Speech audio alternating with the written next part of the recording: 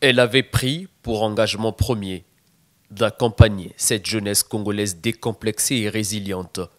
L'association Génération Auto-Entrepreneur se garde de ne pas déroger à ce principe en venant en appui aux jeunes auto-entrepreneurs.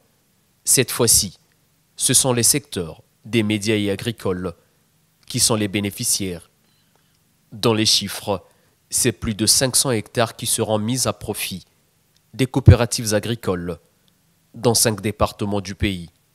L'association Génération Auto-Entrepreneur se satisfait et apprécie à sa juste valeur les orientations et les pistes de solutions suggérées par le président de la République.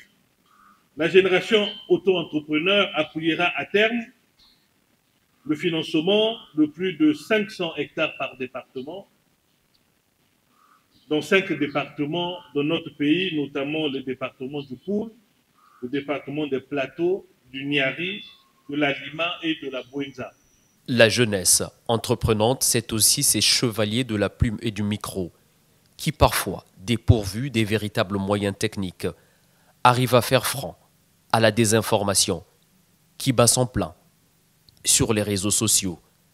Génération auto-entrepreneur y voit l'expression d'une jeunesse libre et audacieuse. L'appui aux auto-entrepreneurs du secteur de médias que nous vous octroyons ce jour est simplement une reconnaissance du travail que vous abattez au quotidien. Cette lourde charge que vous avez en tant que quatrième pouvoir entre l'évolution continuelle de l'information face aux fake news, la déontologie et l'éthique de votre métier, cet apport n'est qu'une goutte d'eau dans le désert et nous osons espérer qu'il pourra aider.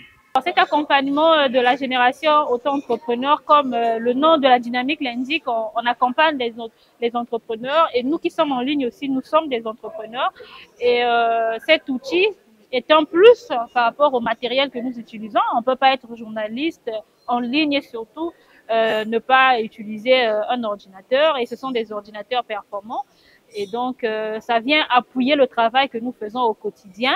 Prochaine étape, le 15 décembre 2024 à Kinkala, pour la matérialisation avec la signature de l'accord sur les premiers financements au profit des coopératives agricoles.